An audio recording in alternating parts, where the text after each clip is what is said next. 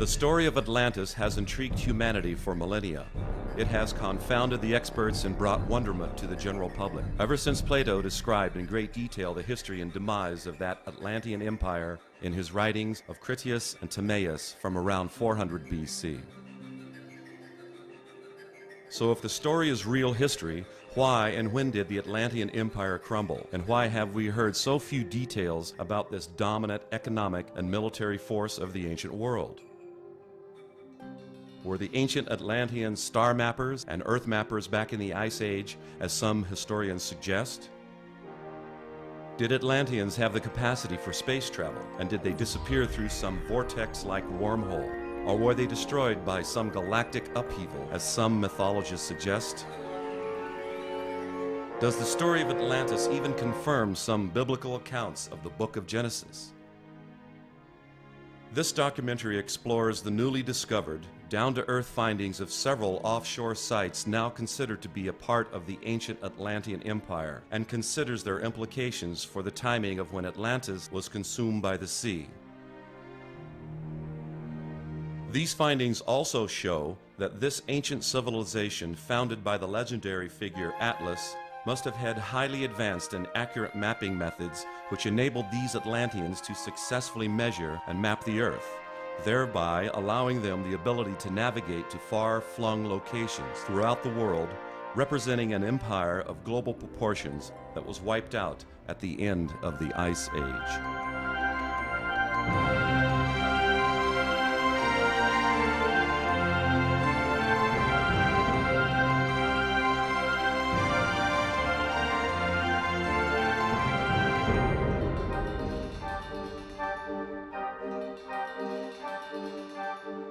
I absolutely do think that the story of Atlantis fits into real history. And just to put that in context, if we look at what mainstream scholars regard as the recent history of the Earth, everybody is agreed that there was an event called the last Ice Age, and that the last Ice Age came to an end rather cataclysmically about 12,000 years ago. The story of Atlantis, if we go back to the original source of the story of Atlantis, the earliest surviving source to have come down to us is the Greek philosopher Plato. And Plato, who of course knew nothing about ice ages, nevertheless set the demise of Atlantis precisely at the time that the vast ice sheets that covered huge areas of the Earth were melting down and pouring their meltwater into the oceans and raising sea levels by 400 feet all around the world. There are over 200 known sunken cities in the Mediterranean. And the idea that there's over 200 sunken cities in the Mediterranean is indicative that the whole Atlantic and the Mediterranean were flooded in some kind of catastrophe. These ruins are associated often with Atlantis. There's a certain type of polygonal megalithic construction that's very distinct. And you see this in these ruins that are still above water, but you see the same kind of construction in these underwater ruins too. Here there are two dolmens. Menga is the biggest in the world. It's 5,000 years old and it's for the burial chamber too. We think that they buried 500 people inside of the dolmen of Menga. And the stone at the end, on top, is the biggest used in a prehistory monument from all the world too. The weight of this stone is 180 tons.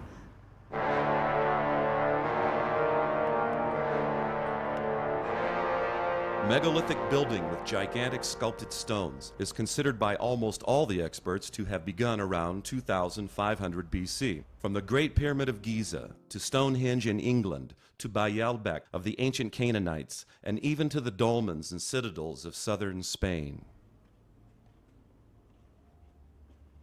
The dolmen of Viera, this is the dolmen of Viera. This dolmen is 4,500 years old and it's for the burial chamber, like a tomb, prehistory tomb. In this dolmen you have two clearly different parts. The long corridor, and at the end it has a chamber for the burial. We think it's only for one person or one family, probably for the chief of the village that live here. and this is the only one of the 3 of Antequera that is in the line of the summer solstice. One day of a year, the sunlight is coming through all the dolmen until the end of the chamber, 23rd of June.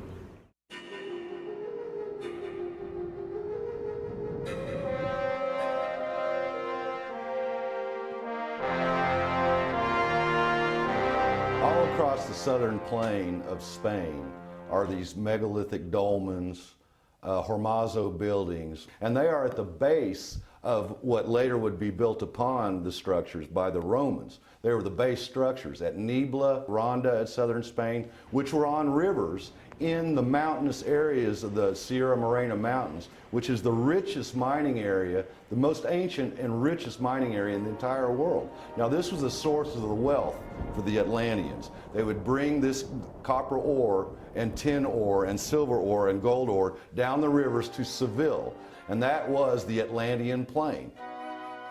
One form of megalithic construction that is found all over the world is known as Cyclopean.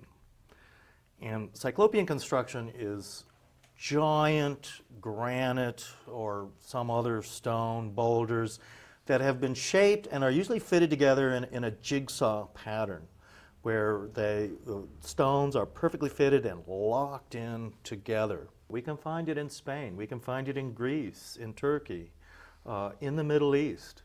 We can even find it in Mexico and other areas.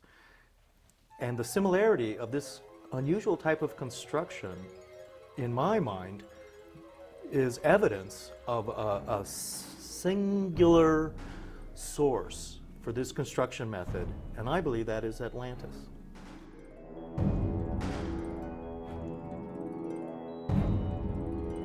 So off the coast of southern Spain are submerged megaliths in like at least 5 sites. Off of Lixus, Morocco, west of Gibraltar, off of Tarifa, which is right near Gibraltar, off of Huelva, Rota, and Chipiona. Submerged megaliths in 50 to 100 feet of water, which are of the megalithic, well-hewn rock forms, walls, citadels, paving stones for streets, the whole bit, discovered at these 4 locations offshore, submerged when the Ice Age ended.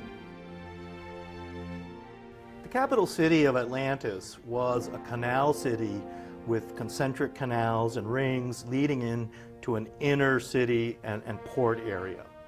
And Plato describes the city of Atlantis very specifically this way. The city of Carthage, built in Tunisia by the Phoenicians, was in many ways a miniature model of the capital city of Atlantis, with also these concentric circles and canals leading to an inner city.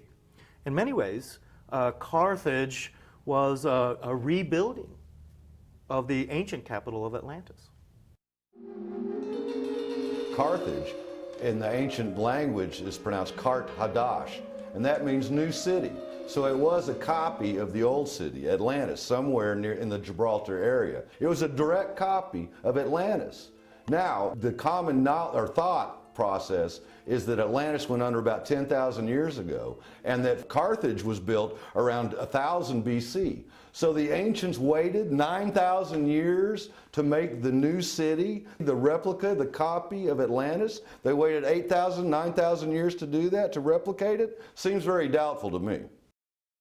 Another thing that a lot of your Atlantean researchers will point to is the cross of Atlantis, as the symbol of Atlantis derived from Plato's description of the central city of Atlantis.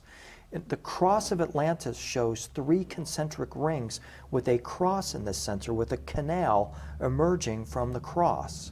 And this is, again, thought to be a description of the central city of Atlantis. But what I've noticed is that when you look at the cross of Atlantis with the 2-dimensional image of the concentric rings, symbolically, a 2-dimensional image of the concentric rings represents a 3-dimensional experience. The 2D concentric rings represents a 3-dimensional vortex. And nobody seems to talk about Atlantis as being a vortex or a gateway that leads into other realms. But that's exactly what I think it was. I believe that Atlantis was a maritime civilization, and I believe it was based on coastlines and that it was globally distributed. I think it was all over the world. I think it was virtually everywhere, but it was on coastlines. And the reason that so little evidence that historians will accept have come down to us is because those coastlines were all submerged and are now under 100 feet of water since the end of the last ice age, and nobody has looked there. So I think actually the influence of a great lost civilization is to be found all around the world, and I think one of the places in which it was very active was in the Mediterranean and in the eastern side of what we now call the Atlantic Ocean. If I were looking for Atlantis, again, although I've spent my life doing that, I would make a beeline for Spain. And I would go toward Gibraltar and Tangier in Africa, because that's where Plato said Atlantis was. Anyone who reads Plato's dialogues knows that Atlantis lay beyond the gates of Hercules, one of which is Gibraltar, one of which is Tangier. The extent of Atlantis, as described by Plato, is outside and inside the Pillars of Hercules. So that obviously is not just an island.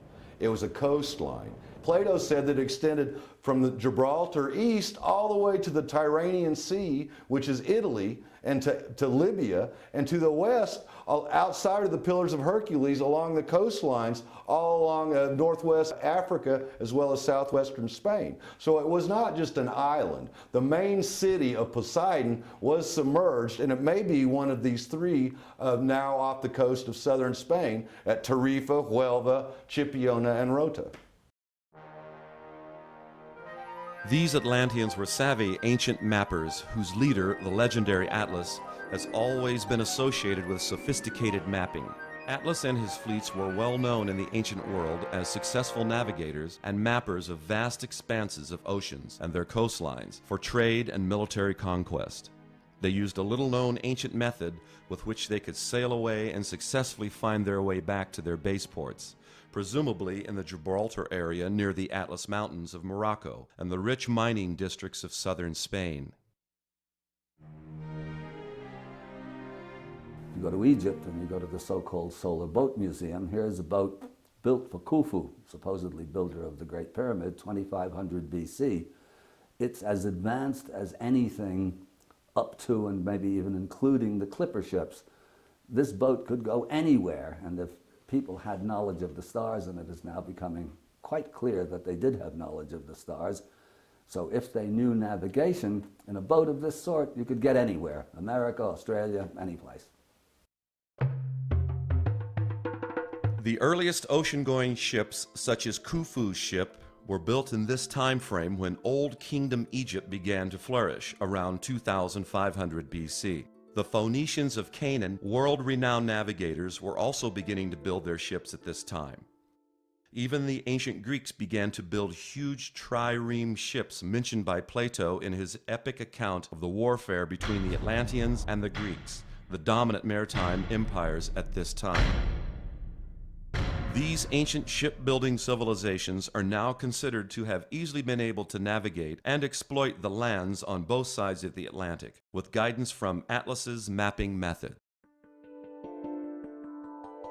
According to the ancient Aztec legends, the original homeland of the Aztecs was a mysterious and lost land called Atlan.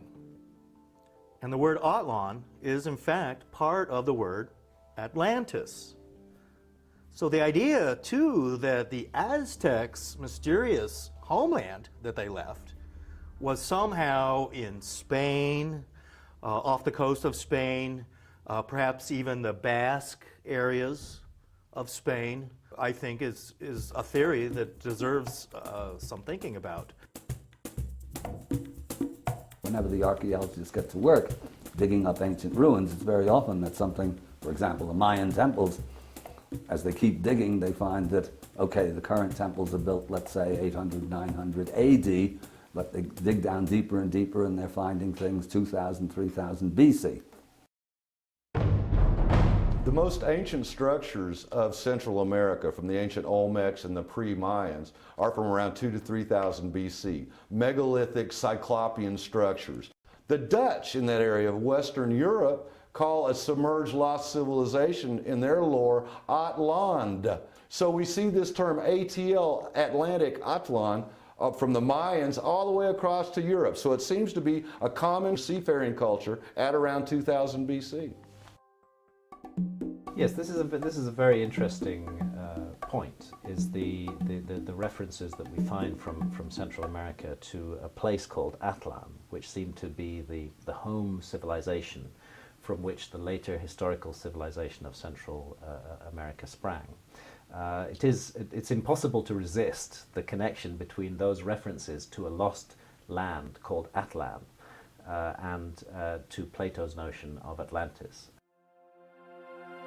And then there's the work of Barry Fell back in the 70s America BC that makes it quite clear, at least back as far as the Phoenicians, but maybe further back than that, they were routinely visiting the New World. Again, in academia that I often like to call quackademia, this is considered illegitimate to even suggest that these ancient people were capable of intercourse with each other in terms of trade or commerce or whatever.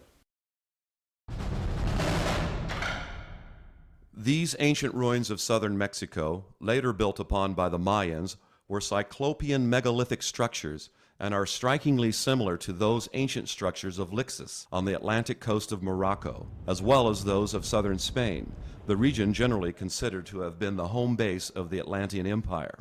This region includes the Basque country of Spain, whose people not only claim a lineage from the Atlanteans, but also refer to their lost kingdom as Atlantica.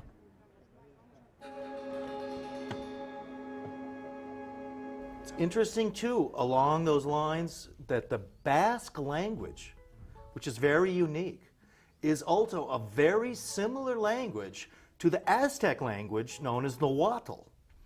Both the Basque language and the Aztec language has a very curious combination of X sounds and ATL sounds, atl, quatl, kakakakakal. So when you have this Aztec language and the Basque language compared, we find a lot of curious similarities. The suffix atl, spelled ATL, found at the end of some Mexican words, means water, and the ancient Mexican homeland is said to have been Atlan, across the water to the eastern Atlantic. So the connection to an Atlantean civilization is unavoidable. These Atlanteans quite obviously had the navigating savvy to get the job done, with a little-known ancient mapping method which allowed the surprisingly accurate mapping of many parts of the world in ancient times, even during the Ice Age. And very interestingly, there's a whole category of maps produced between the 15th and the 17th century based on lost sources, which show the world with astonishing accuracy as it looked during the last Ice Age. I'll give you an example of this. Off the west coast of Ireland, you can find on maps from the 15th century a little circular island appears, which they call High Brazil. Such an island did not exist in the 15th, 16th, and 17th centuries of our era. But if you reconstruct the coastlines of the world as they looked when sea level was much lower, as it was during the last Ice Age, you find that an island was exposed above sea level in exactly the place that is indicated on those maps. How did they know it was there unless somebody was there to map it? These Sea King maps show accurate east-west distances, and that requires a knowledge, an accurate knowledge of time. You have to measure time to get that. Now, they didn't have clocks back then. They didn't have timepieces at 2000, 3000 BC, so they had to have another mechanism by which they could measure time. And that mechanism is the slow wobble of the Earth's axis, which would cycle once in 25,920 years. And with this rate of the wobble of the Earth's axis, the constellations of the zodiac appear to move along the horizon. They knew this rate, therefore they could measure time and therefore measure east-west distances. For example, in Western times, the longitude was only developed and discovered, or let's say made precise, I think it's somewhere in the 1700s, 1750 or something of that nature.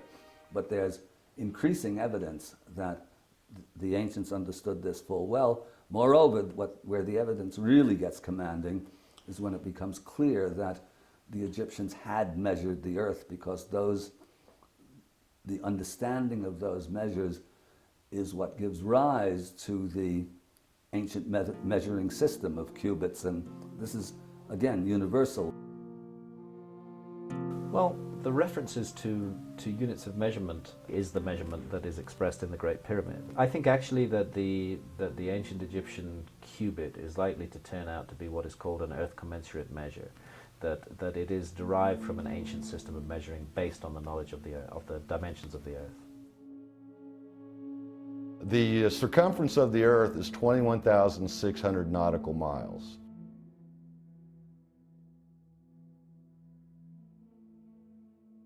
And the base perimeter length of the Great Pyramid is half a nautical mile. So the circumference of the earth is 43,200 base perimeter lengths. So it's an earth commensurate measurement, and the royal cubit was derived by subdividing that half nautical mile. Now, the base perimeter of the Great Pyramid is 440 royal cubits per base side. There's 4 sides, so multiply 440 by 4, and you get 1,760. Now you divide 1,760 into half a nautical mile, and you get your 20.632 inches. So it's an earth commensurate measurement. Well, there's no doubt whatsoever that the Great Pyramid of Egypt does embody the dimensions of the earth. If you take the measurement of the base perimeter of the Great Pyramid, go along and measure each of its 4 sides and add that together, and then you multiply that number by 43,200, you will get a very accurate rendition of the equatorial circumference of the Earth to within a few miles of the value that we have today. If you take the height of the Great Pyramid and multiply it by the same number, 43,200, you will get a very accurate rendition of the polar radius of the Earth, in other words, of the distance from the center of the Earth to the North Pole. Now this is really quite remarkable. The earth and night sky were viewed as a sphere within a sphere by several ancient civilizations. In the ancient book of the Mexicans, the Popol Vuh, it is written that the ancients could measure the round face of the earth and the arch of the sky. Even Plato referred to the earth as a sphere within the celestial sphere. As a result of the slow wobble over the earth's axis, the sphere of the night sky appears to move at a constant rate of 72 years per 1 degree, known as precession. These Atlantean star mappers were apparently able to predict where on Earth the constellations of the night sky would appear at the same position, relative to the horizon. So, with this knowledge, the ancients related time to distance, the same principle upon which is based our modern nautical mile system, with arc minutes and arc seconds. The notion or the knowledge of precession of the equinox, that's another matter that's becoming better and better established almost by the day, that the ancients knew about precession of the equinoxes way back when and write it into their legends and mythologies. Precession of the equinox is also known as lunisolar precession, is the gravitational pull of the moon and the sun on the Earth's equator, causing a wobble, a little like a falling top, if you like. I think that they were able to measure the rate of precession with the instrument that I've rediscovered. And so yes, I do think so, and I think that they created what was known as the Great Year, which is in many cultures 25,920 years, which is one roll of the precession, if you like, one orbit of the precession. And that they broke them down into 12, and 12 is the zodiac signs, and each of those is 2,160 years long. It appears that the ancients did have a method of understanding the earth in a different way than we do today. A good example is Plato's remark that if you could see the true earth from afar, it would appear as a 12-angle pyramid, as a 12-patched leather ball is the way he described it. And so you get this picture that they had this incredible consciousness. They had a highly advanced degree of consciousness that was not earth-based. much of their knowledge was based upon a viewpoint of the Earth, looking at it from the outside in. Some have said that extraterrestrials had to have given the ancients the knowledge that the Earth is round, that the Earth is a sphere, but ancient literature is replete that the Earth is round. And this precession methodology proves that the ancients knew it was a sphere. They based their measuring on the fact that it is a sphere, and all this breakdown of these precession measures are a function of this knowledge that the Earth is a sphere. No need for extraterrestrials to be passing this knowledge down to the ancients. The duration of the 12 zodiac ages, 2,160 years each, is 1/12 of the amount of time that it would take for the Earth to wobble once as it spins and revolves around the Sun, totaling 25,920 years. So the ancients, including the Egyptians and Atlanteans, were clearly able to measure the Earth by measuring the apparent movement of the constellations across the night sky.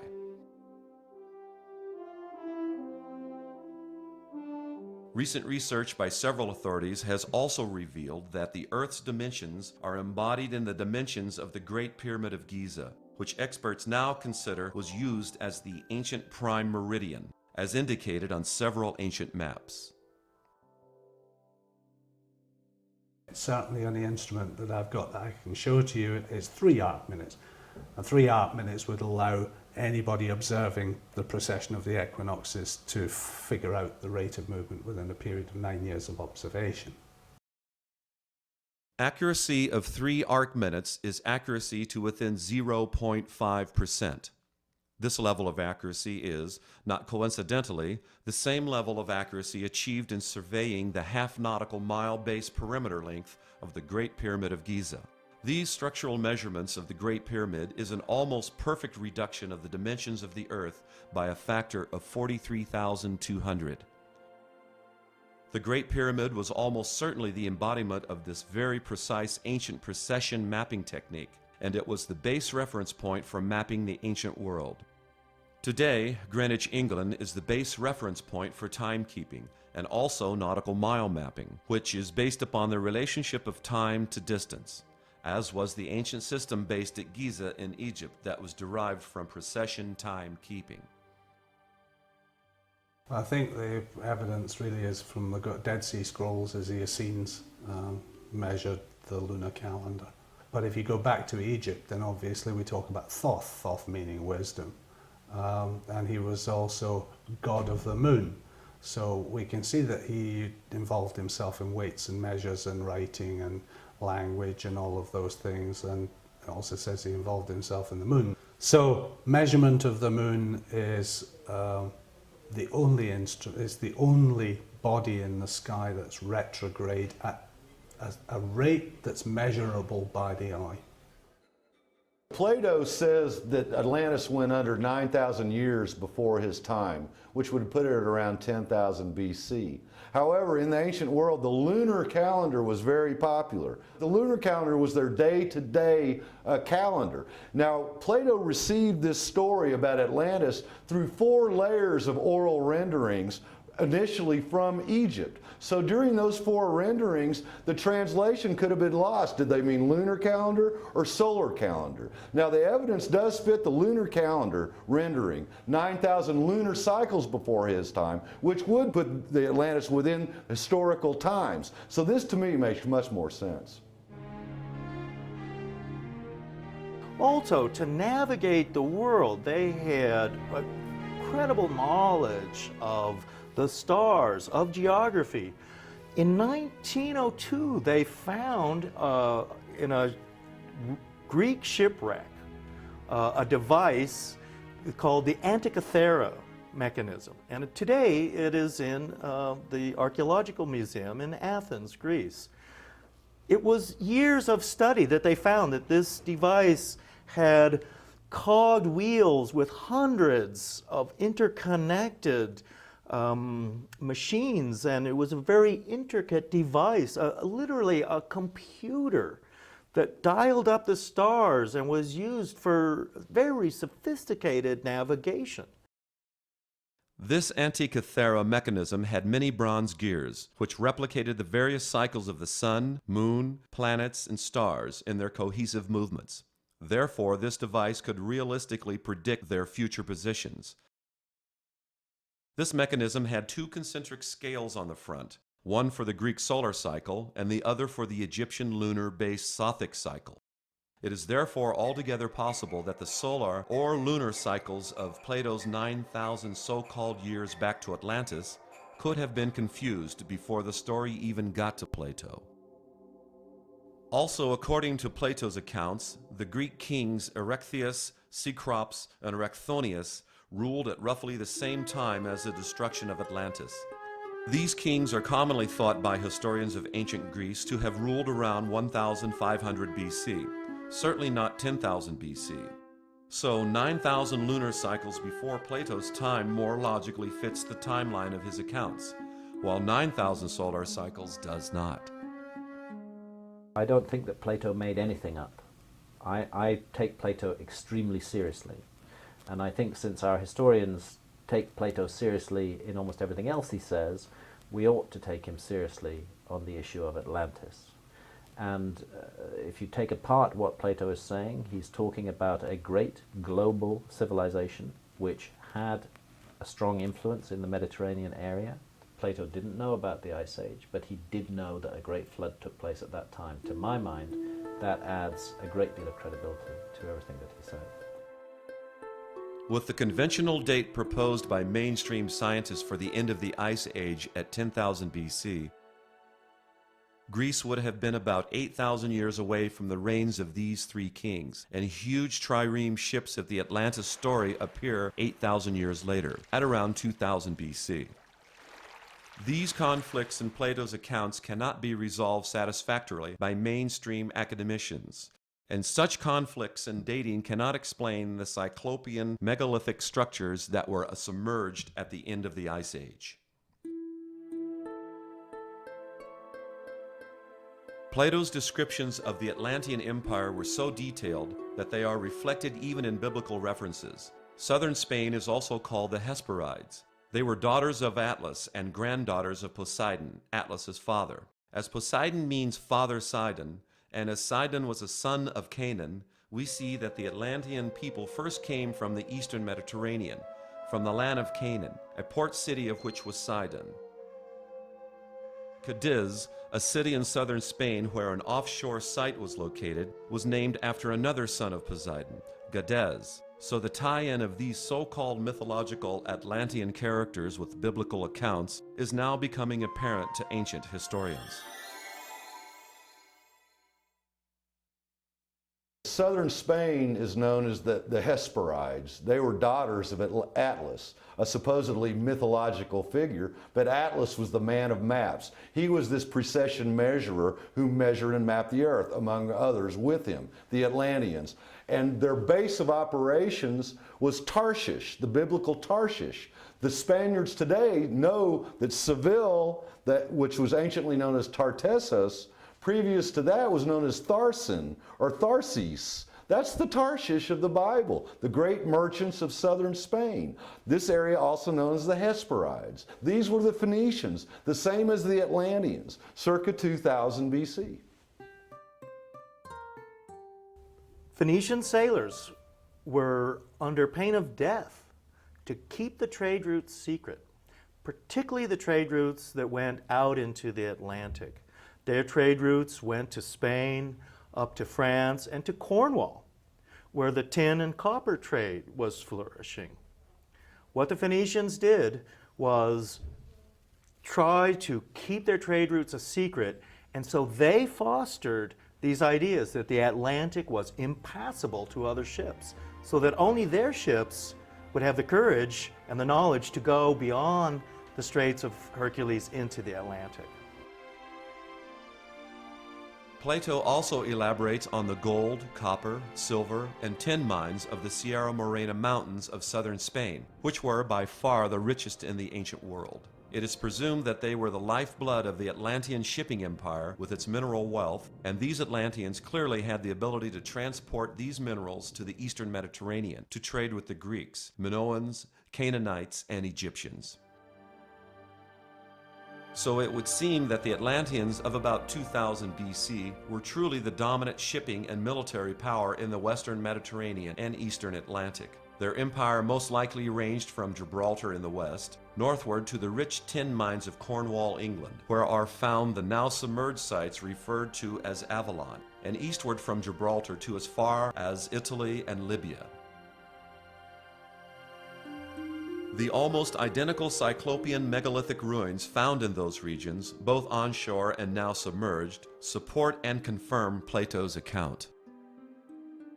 I feel that what actually happened was that these people had a land which was bounded by the sea as opposed to bounded by the land.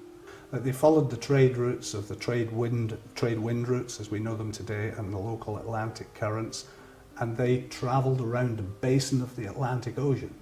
And so they existed on the peripheries of France, of Britain, of Scandinavia, and then down the coasts of Spain, round the north coasts of Africa, across from the Cape Verde Islands to Canaries, to the northern parts of America, the Caribbean, and back round the route again up from Newfoundland.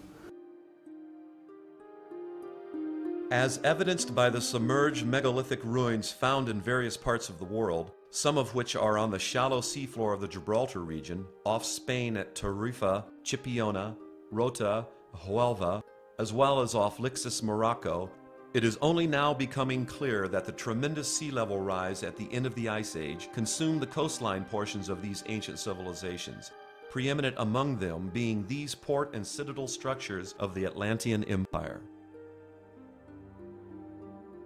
One of the mysteries of ancient Egypt is the invasion of the sea peoples who fought major naval battles with the Egyptians during the New Kingdom. Who these sea people were, where they came from, is one of the great mysteries of history. It would seem that the sea peoples, in fact, came out of Northern Europe. They were coming out of Denmark, Northern Germany, areas of Holland that were to go underwater.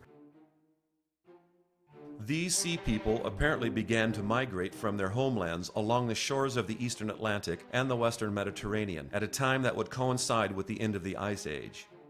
Their own ports and coastal cities were being submerged when many experts now claim that the sea level rose at a rate of 3 feet per year for about 100 years, and tsunamis from the volcanic eruptions of Mount Etna and Santorini were surging onto the disappearing coastlines. These areas of the world were being flooded, and the sea peoples themselves then migrated in boats through the Straits of Hercules into the Mediterranean, where they battled the Egyptians, and the Egyptians won that battle and defeated the sea peoples. This is a major turning point in Egyptian history. And the sea peoples then settled near to Egypt, but more around Greece, Turkey, and Lebanon. Even Egypt was affected by the end of the Ice Age. Where are the submerged megalithic ruins of the ancient Egyptian port cities known as Heraklion and Menuthis near Alexandria? Menuthis, the namesake of that now submerged Egyptian megalithic city, was another son of Poseidon, as reported by Plato. According to ancient biblical legend, Sidon, known as Poseidon, which means Father Sidon, a son of Canaan, and his progeny, Atlas and Menuthis among them, were building port cities from Sidon, Canaan, across the coast of North Africa, and all the way to Gibraltar and beyond. They were building their maritime trade empire with the ancient mapping knowledge of Atlas, the map man, who could measure and thereby map the earth with the dimensions of the Great Pyramid of Giza being the reduced embodiment of the dimensions of the earth. There are a number of scholars who've contended that the Great Pyramid is a scale model of the earth. And the earliest of those is a Greek. I'm not sure if it's Herodotus or Agatharcides, one of the ancient Greeks who mentioned that, because it was that had Isaac Newton send his colleague John Greaves down to Egypt to try and figure out if there was anything to that old legend. The base perimeter length of the Great Pyramid is almost precisely 1/2 a nautical mile, which is a reduction of the perimeter length of the Earth by a factor of 43,200, clearly indicating that the ancient Egyptians built the pyramid with that connection in mind. The dimensions of the Earth can only be measured by measuring time, which allows the measurement of longitudes, which are measurements of east-west distances. Because the ancient Egyptians didn't have accurate clocks to measure east-west distances, they needed a different timekeeping standard, which they apparently identified as the rate of the movement of the constellations along the horizon resulting from the slow wobble of the Earth's axis. And then you see the rate of the precession of the equinoxes, 25,920. All of these simple things show that these people were measuring the size of their horizon, if you like, meaning time zone, related to themselves and to the stars as an exponential form of measurement. It's just a matter of rolling a wheel and converting the distance of a circumference into a straight line. They're very interesting, in truth, the Great Pyramid, because I can teach a child how to design a Great Pyramid instantly with the cross. Well, within 3 minutes, let's be fair, if a child of 5 can produce a perfect pyramid every time with simple geometry. By triangulating where the constellations would appear in the future, according to their measured apparent rate of movement of 72 years per 1 degree, the ancients could pinpoint their location anywhere on Earth to within a 0.5% accuracy. So many distinct cultures and civilizations from different parts of the world integrated precession mapping numbers such as 12, 36, 54, 72, 108, and 432 into their respective ancient legends and architectures, indicating the scope of their knowledge and understanding of the Earth and stars.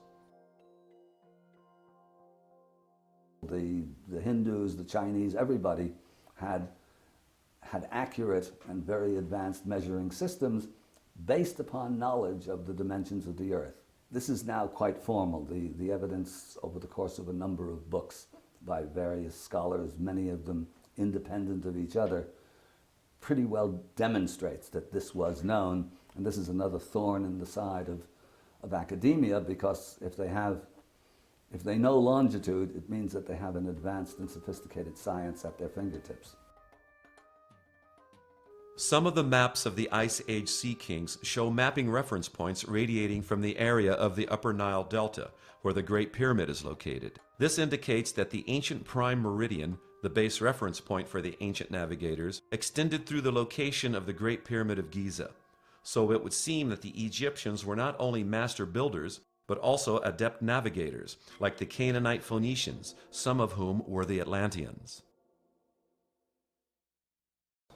The maps themselves testify to an ancient project to completely map the whole world.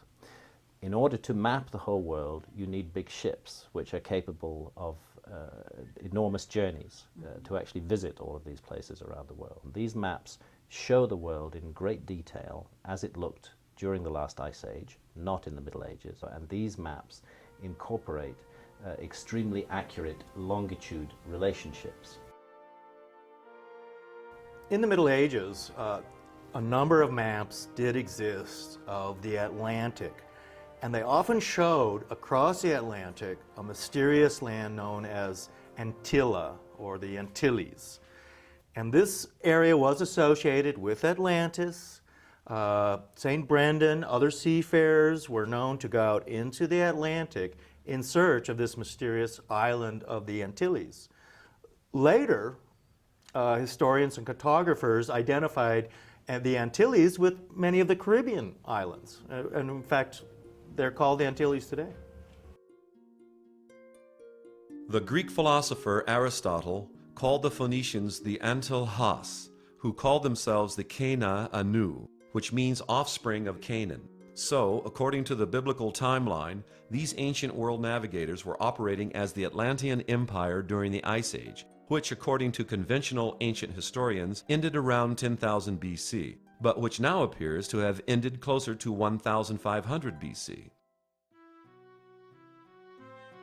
This time frame also coincides with the exodus of the Hebrews out of Egypt, when the sea level was rising due to the melting of Ice Age ice packs, and the Middle East, Egypt, and the Indus Valley of India were drying out with the end of the Ice Age, causing the mass migration of people groups. Among them, the Sea People, who were the displaced Atlanteans as their civilization was being destroyed. The way the technology, the Atlantean technology was lost is inferred by Plato, and he describes how they had a divine essence within them, and that over time this divine essence diminished. And when Zeus heard about this from his home in the center of the universe, as Plato describes, he sent his wrath. But if we extrapolate from that story and assume that even the center of the universe, by that he meant the center of the Milky Way galaxy, we do know that periodically galaxies go into what are called their active galactic nucleus phase, where they sprout out just these incredible cosmic energies. And there is evidence, according to some theoretical physicists and others, that Earth did suffer such a cataclysm. So I would go along with the idea that that was what actually caused the destruction of Atlantis, was this cyclical cataclysmic destruction, and literally destroyed the civilization of Atlantis.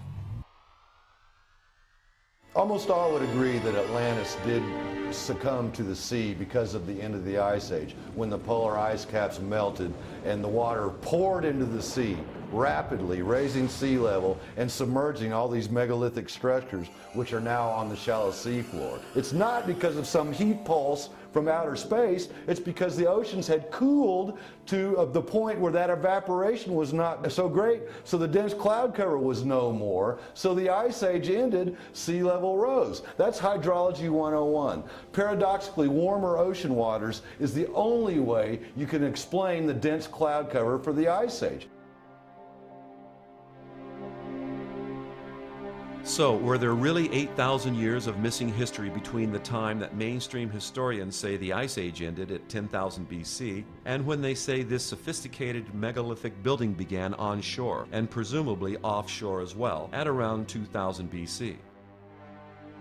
If so, what was going on during those 8,000 years? And why did the ancients wait 8,000 years before resuming their megalithic building and advanced navigation of the Earth?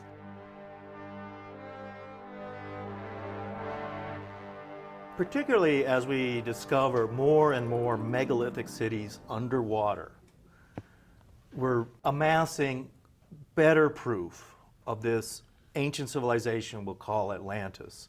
These cities just were not built underwater. They had to be built before these oceanic level changes. So whenever that was, that is, at least how ancient we can start to date these cities. And that is putting us back into this time frame of Atlantis. Plato, a world-renowned scholar, people look to him as a source of truth and knowledge. Now, was Plato misinformed when he was told 9,000 solar years before his time for Atlantis to have gone under? Apparently so, because if we look at the evidence, it could not have been back at that time frame. So apparently he was misinformed. He should have written 9,000 lunar cycles before his time. Therefore, he would not appear to be misinformed as badly as he is with this 9,000 solar year before his times rendition that Atlantis went under. So we got to look hard at lunar cycles, and with that, Plato looks like the legitimate, fantastic scholar that he should rightfully be. The submerged megalithic ruins of the Gibraltar area, as well as those off Egypt, Lebanon, Greece, India, and Japan, should be more fully investigated. But clearly, mainstream scientists and historians have shown a reluctance to do so, because they would have to rewrite their chronology of ancient history. These offshore sites were obviously the port cities of the ancient Atlantean civilization, which clearly flourished during the Ice Age, whose navigators measured and thereby mapped the Earth with astonishing accuracy, using the precession mapping methods used by Atlas, the founder of the legendary and truly historical maritime empire of Atlantis.